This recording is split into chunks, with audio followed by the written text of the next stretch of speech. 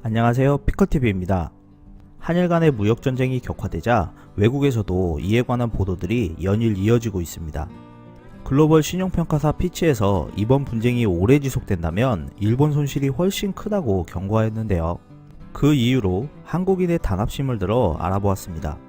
15일 블룸버그 통신에서 한국과 일본의 무역 분쟁에 대해서 보도하였습니다.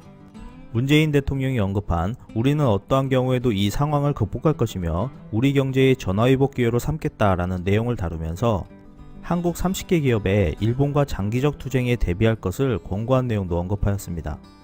또한 블룸버그는 한일 간의 역사 문제에 대한 내용과 분쟁의 원인을 언급하면서 7가지 주제로 심도 깊게 보도하였습니다.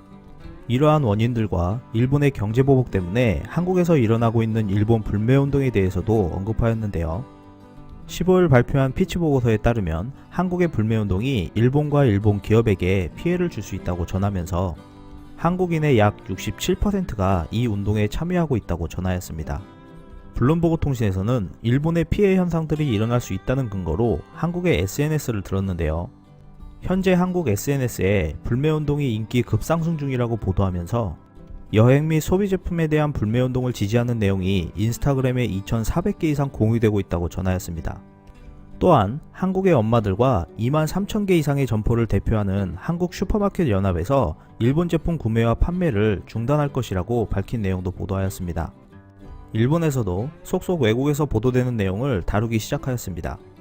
7월 초 일본은 한국 반도체 재료의 수출 규제를 강화하는 것이 한국 반도체 업체들에게 뼈아픈 일격이 될 것이라고 예측하였는데요. 하지만 일주일이 지난 지금 일본의 예상과는 반대로 삼성전자와 SK 하이닉스의 주가가 상승하고 있다면서 승리는 한국이 하고 있는 것 같다라고 전하였습니다. 이러한 와중에서도 일본인들의 56%가 한국의 반도체 수출 제재 강화를 지지한다고 하였는데요. 이와는 상반되게 아베 지지율은 하루가 다르게 하락을 계속하여 13, 14일에 실시된 전국조사 결과에서는 지난달보다 3% 하락한 42%의 지지율을 보이고 있었습니다.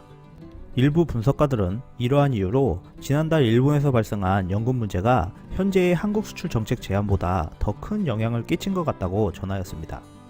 15일 뉴욕타임즈에서는 일본이 수출 규제를 안보 때문에 취한 조치인 것처럼 하면서 세계 무역 질서를 무너뜨리고 있다라는 다니엘 슈나이더 교수의 말을 전하였는데요.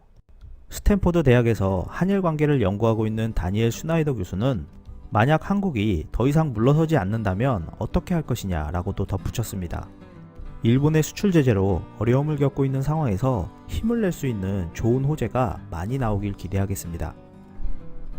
끝까지 시청해주셔서 감사합니다. 유익하셨다면 구독, 좋아요, 공유하기도 꼭 부탁드립니다.